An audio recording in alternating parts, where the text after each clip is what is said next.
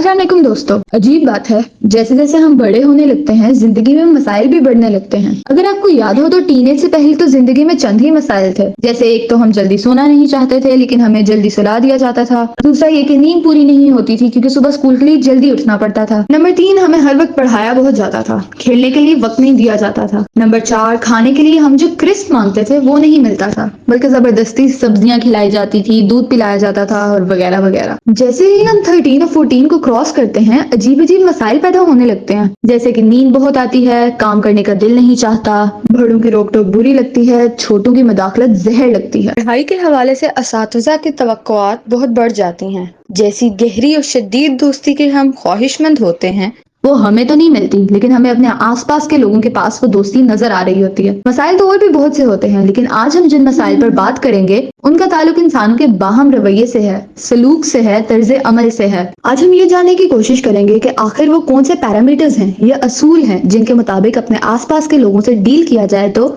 अपने करीबी लोगों से ना सिर्फ हमारे ताल्लुकात अच्छे रहते हैं बल्कि हम सब की जिंदगियों में आसानी पैदा होती है। दोस्तों, आसानी वो चीज है जो लेना तो सब जानते हैं लेकिन देना कोई नहीं जानता। हालांकि कानूनी कुदरत है कि आपको वही मिलता है जो आप दूसरों को देते हैं। इस सिलसिले में रसूलुल्लाह सल्लल्लाहु अलैहि वसल्लम का ये फरमान भी सुन लीजिए कि लोगों को आसानी दो, लिहाजा दोस्तों आसानी दीजिए, आसानी लीजिए। ये उसूल रोजमर्रा ताल्लुकात को मुनज़्ज़म या मैनेज करने, दूसरों से बेहतर या इफेक्टिव तरीके से बात करने और समाजी मेल जोल की नज़ाकतों या पेचीदगियों को समझने में मदद कर सकते हैं। पहला उसूल जिसे इंग्लिश में सिंपैथी या एम्पैथी और उर्दू में हमदर्दी या खैर ख्वाही कहते हैं। इस उसूल के तहत दो बातों को समझ लीजिए। हमेशा चीजों को दूसरे शख्स के नुक्ता नजर से देखने की कोशिश करें। जब आप खुद को किसी दूसरे शख्स की जगह रखकर सोचेंगे तो आपको इख्तलाफात को समझने, उनको दूर करने या उन इख्तलाफात के साथ चलने का सलीका मिलेगा। नंबर 2, बगैर किसी मदाखलत के, बगैर किसी बदतमीजी या तेजी के, बगैर किसी जिद्दीपन या अक्खड़ मिजाजी के दूसरों की बातों को तवज्जो से सुने। दूसरों को तवज्जो से सुनने का मतलब है कि आप उनका और उनकी राय का एहतराम करते हैं। इस अमल से बोलने वाले का तो कैथारसिस होता ही है, इसे अपना पॉइंट ऑफ व्यू या अपना नुक्ता नजर बयान करने का मौका मिलता है जिससे उसका दिल हल्का होता है, लेकिन उसके साथ साथ सुनने वालों को दूसरों के ख्यालात और एहसासात को समझने में भी मदद मिलती है। बाहमी ताल्लुकात को बेहतर करने के लिए दूसरा सबसे अहम असूल ये होना चाहिए कि एग्रेसिवनेस शो ना की जाए, यानी गुस्से में आए बगैर, इश्तियाल में आए बगैर, तैश में आए बगैर अपना मौकफ दूसरों तक पहुंचाया जाए। क्योंकि गुस्सा ना सिर्फ आपकी शख्सियत को दूसरों की नजरों में मस्क करके रख देता है, बल्कि साइंटिफिक फैक्ट्स के मुताबिक गुस्सा आपके सोचने समझने की सलाहियत को भी जीरो कर देता है। अब सोचिए कि जब हमारे सोचने समझने की सलाहियत ही जीरो हो चुकी है तो ऐसी हालत में हम सही फैसला कैसे ले सकते हैं। इसलिए गुस्सा कंट्रोल करने के लिए गहरे सांस लीजिए। आप जिस भी हालत में हैं उस हालत को तब्दील कीजिए। खड़े हैं तो बैठ जाइए, बैठे हैं तो खड़े हो जाइए, पानी पी लीजिए, औज़ु बिल्लाह पढ़ लीजिए। गुस्से को कंट्रोल करने के वो तरीके हैं जो हादी आजम पैगम्बर इस्लाम मोहम्मद सल्लल्लाहु अलैहि वसल्लम ने 1400 साल पहले बताए। एग्रेसिवनेस से बचते हुए यानी गुस्से से बचते हुए ना कहना भी एक आर्ट है। आमतौर पर लोग बहुत सी जगहों पर मुरव्वत में ना नहीं कह पाते। बहुत जरूरी है कि हम ईमानदारी का मुजाहिरा करते हुए सिर्फ उन्हीं कामों के लिए हाँ कहें जिन्हें हम जिम्मेदारी से कर सकते हैं। जो काम हमारी डोमेन से बाहर है उनके लिए ना कहना बहुत जरूरी है। बहुत एहतराम के साथ और बहुत शाइस्तगी के साथ ना कहना कोई बुरी बात नहीं बल्कि जिम्मेदारी की बात है। बाहमी ताल्लुकात को बेहतर करने में तीसरा असूल जो वज़ा किया जा सकता है वो ये है कि अपने जज्बात को पहचानने के साथ साथ उनका एहतराम किया जाए। सुनने में ये बात थोड़ी अजीब लगती है क्योंकि आमतौर पर हम दूसरों के साथ तो फिर भी एम्पैथी, सिंपैथी, खैरख्वाही या हमदर्दी का मुजाहिरा कर ही लेते हैं, लेकिन अपने साथ हम अक्सर ही ज्यादती करते हैं। बहुत जरूरी है कि हम ये समझने की कोशिश करें कि हमें क्या अच्छा लगता है, क्या बुरा लगता है, कहाँ पर हम गुस्से में आ जाते हैं या कहाँ पर हम चीजों को या इंसानों को लेकर जज्बाती हो जाते हैं, कहाँ हम थकावट का शिकार हो जाते हैं और कहाँ हम चिड़चिड़े हो जाते हैं।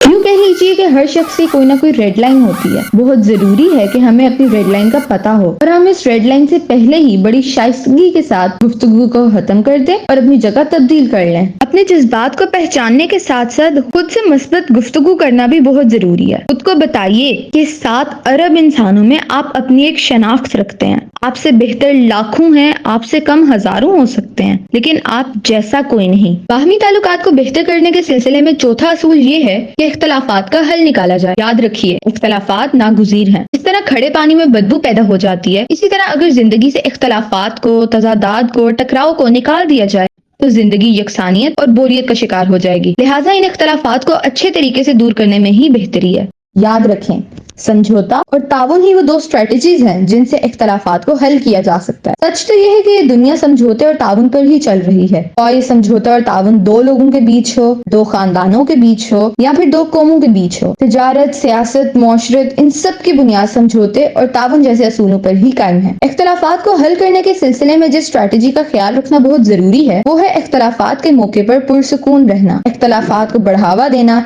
या बहस व मुबाहिसा करना हमेशा सूरत हाल को बिगाड़ देता है। लिहाजा बहुत जरूरी है कि ऐसे मौकों पर खुद को पुरसुकून रखा जाए। बाहमी इख्तलाफात को दूर करने के लिए जिस 5वें असूल को वज़ा किया जाना चाहिए वो है एक दूसरे का एहतराम और मामलात की तफहीम। दरअसल जब भी इख्तलाफात पैदा हों, जब भी तजादात सामने आए, जब भी टकराव की सूरत हाल हो, तो अपने आप को ये समझाएं कि लोग मुख्तलिफ अकायद, मुख्तलिफ इक़दार और मुख्तलिफ राय रखने वाले होते हैं। तो एक खुशगवार और मस्बत माहौल कायम करने के लिए बहुत जरूरी है कि दूसरों की राय, इक़दार और अकायद का एहतराम किया जाए। इस सिलसिले में एक और नुक्ता बड़ा अहम है, वो ये कि मुख्तलिफ पस मंजर रखने वाले लोगों के साथ उनके फहम के मुताबिक डील किया जाए। माहौल को साजगार या खुशगवार रखने के लिए और अपने आसपास दीगर लोगों के साथ अच्छे ताल्लुकात के लिए खुद को समझना भी बहुत जरूरी है। जी हाँ, नंबर 6 पर हम जिस असूल की बात करने जा रहे हैं वो है खुद शनासी। दोस्तों, शख्सियत सिर्फ जाहिरी नहीं अंदरूनी भी होती है। तो लाजिम है कि अपने अमाल, ख्यालात और एहसासात पर बाकायदगी से गौर किया जाए। इसे खुद एहतसाबी भी कहा जा सकता है। टर्मिनोलॉजी चाहे कोई भी हो, मकसद अपनी शख्सियत में मौजूद कमजोरियों की इस्लाह करना और अपने मस्बत पहलू को जानना और इन पर कायम रहने की मशक करना है। खुद शनासी या खुद आगाही के साथ साथ जाती अहदाफ तय करना भी बहुत जरूरी है। कुछ छोटे छोटे टास्क दें, चाहे ये टास्क अपनी शख्सियत को बेहतर करने के लिए हो,